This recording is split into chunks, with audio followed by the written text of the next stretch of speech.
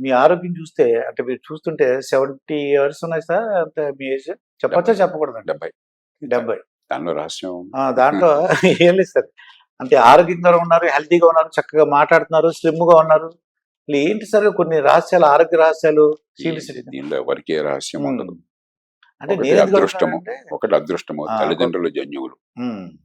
మీరెంత జాగ్రత్తగా ఉన్నా కూడా అదృష్టం లేకపోతే, తల్లిదండ్రుల నుంచి మంచి జీన్స్ రాకపోతే హ్మ్. ఎవరికి జబ్బైనా రావచ్చు. ఇక మన చేతుల్లో ఉన్నాయి మితంగా ఆహారం తీసుకోవటం. మితంగా ఆహారం తీసుకోవడం. సరే అయినా కూడా మధ్యలో ఏదో స్వీట్ తినాలనిపిస్తుంది, కొంచెం అప్పుడప్పుడు తింటుంటాం, కానీ కొద్దిగా హ్మ్. పరిమితంగా ఉంటాం. మితంగా.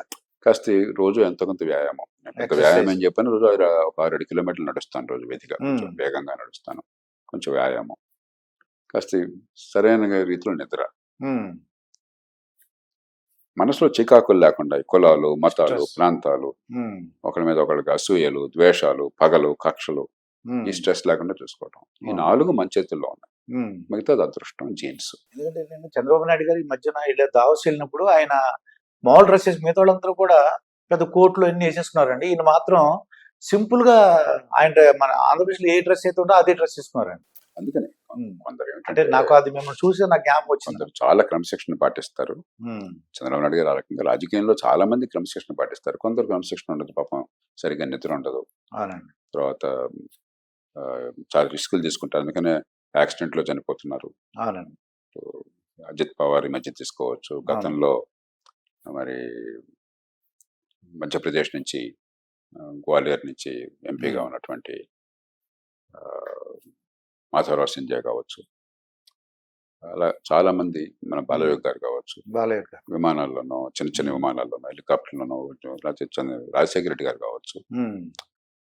కొంచెం ఆ రాజకీయంలో ఉన్న పని ఒత్తిడి వల్ల రిస్క్ తీసుకుంటున్నారు. హ్మ్. పర్లేదులే, వెదర్ ఎట్లా ఉన్నా పర్లేదు వెళ్ళిపోదాంలే అలా అనుకుంటాం. హ్మ్. ఆ గంట చాలా ముఖ్యం అనుకుని ప్రాణాలు అయిపోతున్నాయి. కాబట్టి రాజకీయంలో చాలా రిస్క్ ఉన్నది, హ్మ్. చాలా పని కూడా విపరీతంగా ఉంటుంది. ప్రజలు హ్మ్. విపరీతంగా వాళ్ళ నుంచి ఆశిస్తారు. అవునండి. అది ఆ మనిషి చేసేదే కదా నాకు అనవసరం, నీ మీద భారం పెడుతున్నా, నువ్వు చెయ్యి, నాకు అనవసరం. హ్మ్. చేయలేకపోయినా అందుబాటులో ఉండాలి. హ్మ్. మరి పొద్దున్న సాయంత్రం కోలాహలము. అవునండి. దీనివల్ల రాజకీయంలో చాలా కొద్ది మందే ఆ క్రమశిక్షణ పాటించగలుగుతారు. అలా పాటించే వాళ్ళు చంద్రబాబు నాయుడు గారు. హ్మ్. ఎందుకంటే పవన్ కళ్యాణ్ గారు కొంతమంది ఆరోగ్యంగా ఉంటారులెండి. అంటే 10 కాలాల పాటు వాళ్ళు హెల్ప్ చేయడానికి ప్రజలకు హెల్ప్ చేయడానికి అవకాశం ఉంది. ఇప్పుడు నేను ఒక రీసెంట్‌గా డాక్టర్స్‌తో ఇంటర్వ్యూ చేస్తున్నాను సార్ నేను. వారు ఆర్టిఫిషియల్ ఇంటెలిజెన్స్ ద్వారా మీ డాక్టర్స్ ఉద్యోగాలు పోతాయా అని అడిగాను. ఉమ్.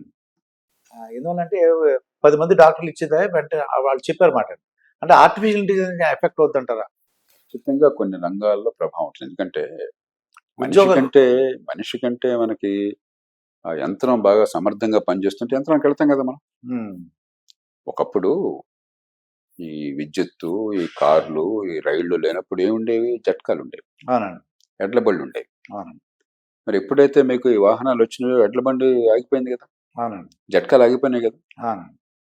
ఆ రోజుల్లో మనుషులు ప్రయాణం చేయాలన్నా అవును. జట్కాలు ఉండేవి. పాశ్చాత్య దేశాల్లో అయితే రెగ్యులర్ కోచెస్ ఉండేవి, అవును. 5-6 ఒక 6 ఎన్నో గుర్రాలు ఉండేవి, ఆ కోచ్ నడిపోయేది. అలాగే మెయిల్ కూడా, మన టపా కూడా అలాగే వెళ్ళేది. హ్మ్. ఉదాహరణ టపా తీసుకోండి, మా చిన్నప్పుడు పోస్ట్ కార్డు, లేకపోతే మనీ ఆర్డరు, హ్మ్. లేకపోతే ఎన్వలప్ లేకుండా నడిచేది కాదు అసలు. అవునండి. ఈవేళ నా మటుకు నేను పోస్ట్ కార్డ్ ఎప్పుడు వాడాను? నేను ఓహ్! 30 ఇయర్స్, 40 ఇయర్స్ అయిపోయి ఉంటది. 30-40 ఏళ్ళు అయింది. హ్మ్. మనీ ఆర్డర్ ఎప్పుడు వాడాను? నా చిన్నప్పుడు మా నాన్నగారు ప్రతి నెల మనీ ఆర్డర్ పంపించేవారు. హ్మ్.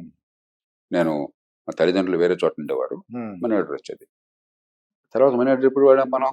హ్మ్. కాబట్టి ఆధునిక టెక్నాలజీ వచ్చినప్పుడు పాత టెక్నాలజీ ఉపయోగం లేకుండా పోతుంది. అవునండి. అప్పుడు చేయాల్సింది ఏంటంటే, కొత్త టెక్నాలజీ ఎప్పుడు ఆదరిస్తారు ప్రజలు? దీనివల్ల లాభం ఉందనుకున్నప్పుడు. హ్మ్. దీనివల్ల మనం మరింత ఎక్కువ సుఖంగా, మరింత చౌకగా పని జరిగిందనుకోండి, ఉపయోగిస్తాం అవునండి. సహజంగానే.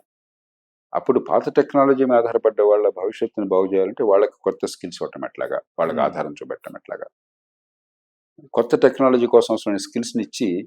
యువతని దానికి తయారు చేయడం ఎట్లాగా పనిచేయడంలో, అది హ్మ్. ఆలోచించాలి తప్ప టెక్నాలజీకి మనం కాలు అడ్డు పెడితే అవునండి. మనం ఎప్పుడు వెనకబడ్డ కాలంలో ఉంటాం. హ్మ్. అశోకుడి కాలంలో ఎడ్ల బళ్ళు వాడాము, హ్మ్. మరి అక్బర్ కాలంలో వాడాము, ఇప్పుడు కూడా వాడాలంటే ఎట్లా? అవును. అయిపోయింది. నేను చిన్నప్పుడు ఎడ్ల ప్రయాణం చేసేవాడిని అప్పుడప్పుడు. హ్మ్. ఇప్పుడు ఎడ్ల ప్రయాణం ఎందుకు చేస్తాను నేను? అవునండి. ఎవరైనా చేస్తారు ఎడ్ల ప్రయాణం లేదంటే అప్పుడు? సైకిల్స్ ఉండేవి పూర్వం చిన్నప్పుడు. సైకిల్ వాడట్లేదు కదా మనం.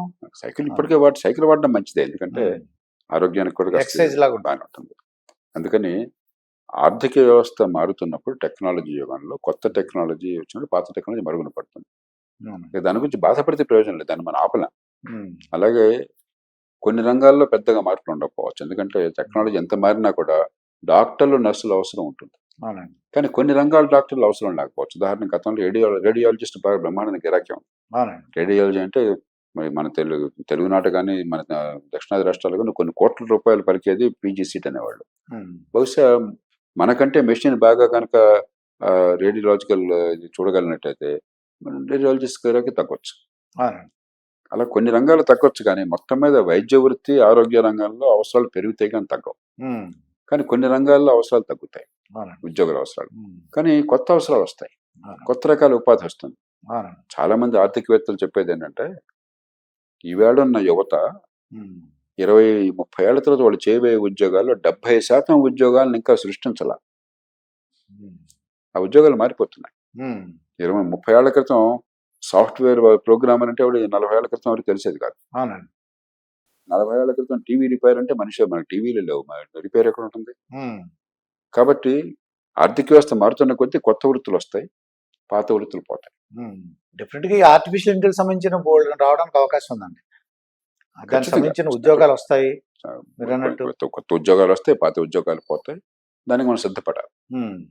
ఇప్పుడు ఆర్టిఫిషియల్ ఇంటెలిజెన్స్ కూడా మన ఇన్ఫర్మేషన్ ఇస్తున్నాం సార్, దానికి ఇస్తాం. దానికి Information ఇవ్వాలంటే ఇస్తున్నాము. దానికి అందుకని ఇప్పుడు దానివల్ల మంచి ఉన్నంతకాలం ఉపయోగించుకుంటాము, దానివల్ల నష్టం అంటే నివారించే ప్రయత్నం చేస్తాము. ఓకే. దాన్ని ఉపయోగించి ఆర్థిక వ్యవస్థ మరింత పెంచి కొత్త ఉద్యోగాలు సృష్టిస్తాము. ఇంకో మార్గం లేదు. లాస్ట్